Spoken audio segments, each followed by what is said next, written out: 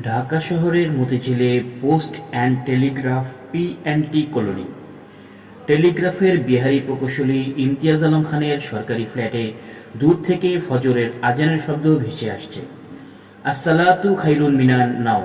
আজানের শব্দ ভেদ করে দরজায় উত্তেজিত কারাঘাত। ইমতিয়াজ আলম খান দরজা খুলে দিতেই দেখলেন বাঙালি প্রতিবেশী মোহাম্মদ আলী খান মাল্লুর উত্তেজিত চেহারা। মাল্লু সাহেব ধীর স্থির মানুষ, কিন্তু আজকে তার চেহারা উত্তেজনায় টগবগ করছে। ইমতিয়াজ, তুমি খবর শুনেছ? কি খবর মাল্লু ভাই? আকাশবাণী থেকে বলছে পাকিস্তানি আর্মি আজ স্যারেন্ডার করবে। করে হেসে উঠে ইমতিয়াজ আলম খান বললেন, মাল্লু ভাই, আপনি আকাশবাণীর কথা বিশ্বাস করেন?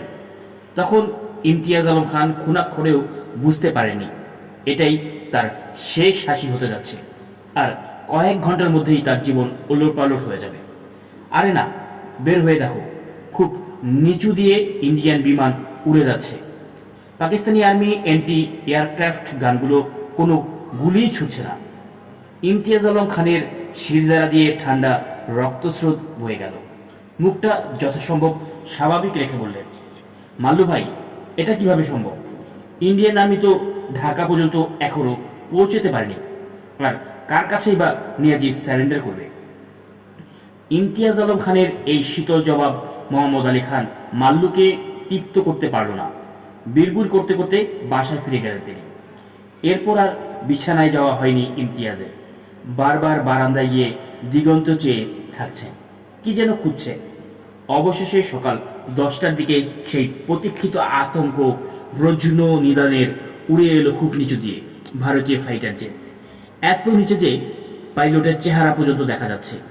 নিচ থেকে কোনো গুলি নেই, কুণ্ডুলে পাকিয়ে ধোয়া নেই, বোমাবর্ষণ নেই, কিন্তু প্লেনের পেট্রোল ভেতর থেকে অসংখ্য টুকরো কাগজ উড়ে এলো। ঢাকার আকাশ ছেয়ে গেল লিফলেটে বাংলা, ইংরেজি আর উর্দুতে লেখা পাকিস্তান বাহিনীকে আত্মসমর্পণের আহ্বান। 3 ঠিক 9:30টায় মিরপুর ব্রিজের দিক থেকে ঝড়ের গতিতে ছুটে আসা গাড়ির গর্জন শুনে মিরপুর ব্রিজের পশ্চিম প্রান্তে মিত্রবাহিনীর সৈন্যরা উদ্বিগ্ন হয়ে ওঠে। পরক্ষণেই মাটি কাঁপিয়ে কয়েক ঝাঁক গুলির শব্দ। 4-5টি মেশিন গান একসঙ্গে বিকট শব্দে গর্জে উঠে থেমে যায়। চকিতে ঘটে যায় ঘটনার পর আবার থমথমে নীরবতা। গুলি ছুটতেই দ্রুত ধেয়ে আসা গাড়ি দুটি নিশ্চল হয়ে যায়। মিত্রবাহিনীর ভুল ভাঙে। গাড়ি দুটি শত্রুর নয়, মিত্রবাহিনীর। গাড়িতে কোনো সাদা পতাকা বা কাফন না থাকায় শত্রু ধেয়ে আসতে ভেবে মিত্রবাহিনীর সৈন্যরা গুলি ছুড়ছিল। পাকিস্তানি হানাদাররা আত্মসমর্পণ করছে, এই দারুণ সুখবরটি পৌঁছে দিতে ঝড়ের বেগে ছুটে আসছিল ওরা। আসার পথে আন্দোলনের আবেশে কখন গাড়িতে সাদা পতাকা বদলে লটকানো সাদা জামাটি প্রচণ্ড বাতাসে উড়ে গেছে তা তারা জানতেও পারেনি। ভুল যখন ভাঙল তখন যা হবার হয়ে গেছে। 3 জন সঙ্গে সঙ্গে শহীদ। আমিনবাজার স্কুলের পাশে 2টি জিপ নিশ্চয় হয়ে আছে। একটিতে 3 জনের মৃতদেহ, রক্তে জিপটা ভেসে গেছে, তখনও রক্ত ঝরছে। এত যন্ত্রণার মাঝেও আহত একজন জিপের স্টিয়ারিং ধরে বসেছিল। দারুণ সুখবরটা যত তাড়াতাড়ি দিতে পারবে ততই যেন সহযোদ্ধা হারানোর দুঃখ ও গুলিতে আহত হওয়ার নিদারুণ যন্ত্রণার উপশম হবে। আহত যোদ্ধার গলার স্বর জড়িয়ে আসা সত্ত্বেও যতদূর সম্ভব প্রত্যয় মেশানো কণ্ঠে বিজয়ী ভঙ্গিতে বলল, শত্রুরা আত্মসমর্পণে রাজি। তাদের দিক থেকে এখনই কোনো জেনারেল আসছে। যে মিত্রসেনা এই সংবাদ দিল তার হাঁটুর নিচের অংশ বুলেট এ4 হয়ে গেছে। তিনি তার ক্ষতস্থান 2 হাতে চেপে ধরে সর্বশেষ সংবাদ দিলেন। 2000 বছর আগের ইতিহাস যেন ভিন্ন পরিপ্রেক্ষিতে ও ভিন্ন পটভূমিতে জীবন্ত হয়ে উঠল। ম্যারাথন থেকে এথেন্স নয়, ঢাকা থেকে মিরপুরে গুলিবিদ্ধ যন্ত্রণাকৃষ্ট দেহের দ্রুত নিঃশ্বসিত শক্তি শেষবারের মতো একত্র করে শত্রুর আত্মসমর্পণ তথা পূর্ণ বিজয়ের দারুণ সংবাদ দিলেন এ যুগের বীর সেনানী, এই শতাব্দীর ফিডি পাউডিস। আহত ও নিহতদের সরিয়ে নেওয়ার জন্য হেলিকপ্টার আনা হলো। হেলিকপ্টার আমিনবাজার স্কুলের পাশে পাকা বাড়ির সামনে মসজিদের মাঠে নামিয়ে আহত ও নিহতদের উঠিয়ে দেওয়া হলো।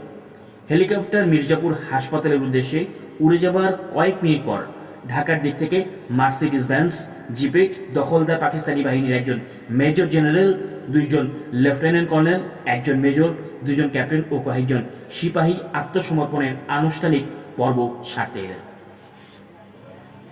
হানাদারদের পক্ষ থেকে সিএএফ প্রধান জেনারেল জামশেদ আত্মসমর্পণের প্রথম পর্ব সারতে আসেন। মিত্রবাহিনী যথারীতি সারিবদ্ধভাবে দাঁড়ালো। মেজর জেনারেল নাগরার নামে, ব্রিগেডিয়ার সানসিং, তারপর ক্লের, সর্বশেষ কাদের সিদ্দিকী। জেনারেল সাময়িক অভিবাদন জানিয়ে কোমর থেকে রিভলভার বের করে প্রসারিত 2 হাতে নাগরার দিকে বাড়িয়ে দিলেন। মেজর জেনারেল নাগরা বুলেট রেখে রিভলভারটি জামশেদকে ফিরিয়ে দিলেন। এরপর আগের মতো 2 প্রসারিত হাতে তার টুপি দিলেন। নাগরা লাইন থেকে বেরিয়ে জামশেদের টুপিটি কাদের সিদ্দিকের হাতে দিলেন। জেনারেল ফ্ল্যাগ নাগরার হাত দিলে সেটা তিনি ব্রিগেডিয়ার সানসিংকে দিলেন। জেনারেল জামশেদ সর্বশেষ তার কোমর থেকে বেল্ট খুলে দিল নাগরা তা ব্রিগেডিয়ার ক্লোরকে দেন। তিনি সাময়িকভাবে ব্যবহারের জন্য জামশেদকে আবার তা ফিরিয়ে দেন।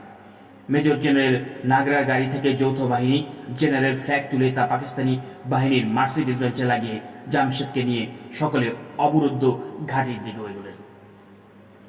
যৌথ বাহিনীর জেনারেল ফ্ল্যাগ উড়িয়ে মার্সিডিজ বেঞ্চ সকাল 10:05 নিয়াজির 14 নম্বর ডিভিশন সদর দপ্তরের সামনে এসে দাঁড়ায়। কর্নেল মেহতা এবং পাকিস্তানি অফিসারকে পাঠানো হয় টঙ্গীতে। তাদের হাতে ছিল সাদা পতাকা, কিন্তু একটা ট্যাঙ্কের গোলা এসে আঘাত করে তাদের জিপে। জিপের আরোহী 3 জনই নিহত হয়।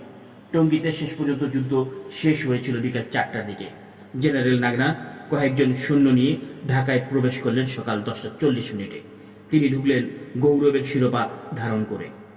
জেনারেল নিয়াজির অধিকৃত ঢাকার পতন ঘটল ঠিক